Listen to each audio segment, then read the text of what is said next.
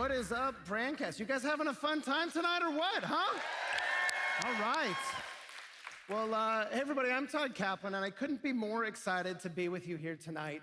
You know, YouTube plays a different role in each of our daily lives, and it's certainly pervasive in my life across my family. In fact, my youngest son, whenever I ask him what he wants to be when he grows up, you've guessed it, it's a YouTube creator.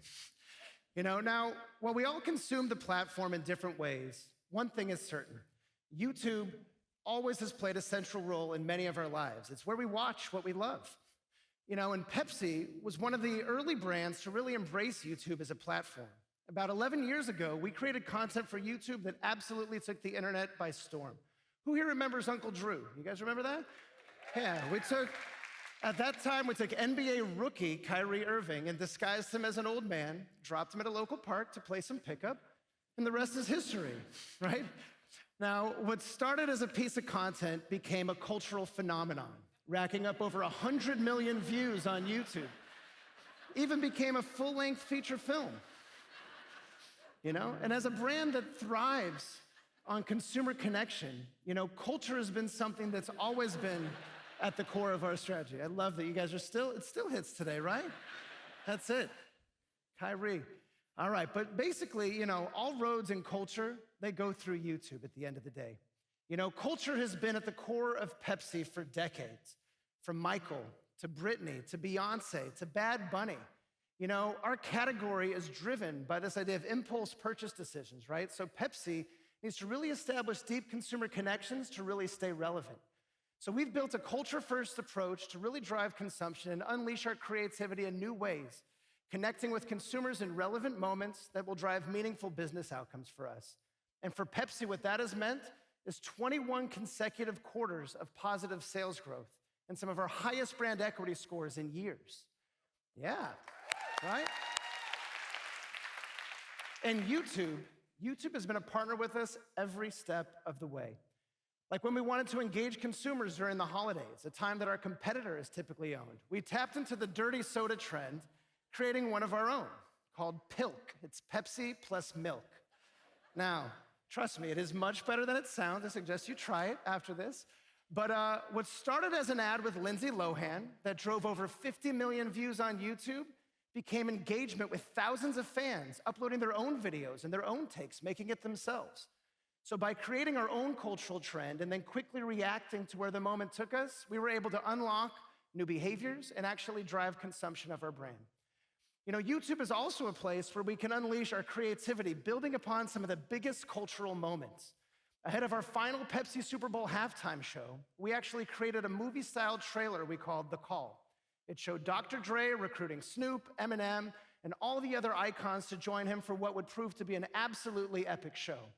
And our video got 65 million views and drove absolutely insane excitement with the fans. And we even ran it as an ad, and people opted in to watch it for 2 minutes and 30 seconds on average. But it isn't just culture we come to YouTube for. We also partner with them to achieve personalization at scale.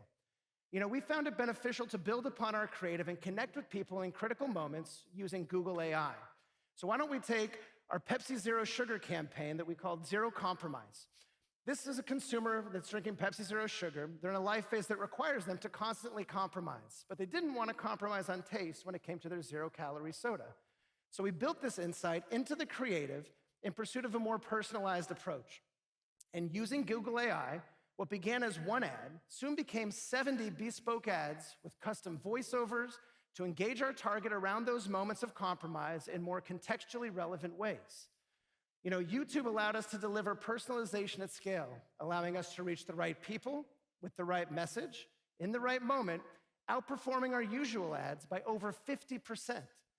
Now, because of YouTube's connection to culture and its deep engagement from viewers and its scaled audiences, we also thought it was the perfect place to launch our new Pepsi brand identity in celebration of Pepsi's 125th anniversary last year. We brought it to life with our new logo, our new brand identity, along with our rich history for YouTube fans to experience from the big screen all the way down to YouTube Shorts. We included custom content from YouTube creator Airrack to even help celebrate the milestone as well. And the campaign was a resounding success. It resulted in over $4.50 return on ad spend. Yeah, let's give that up. All right.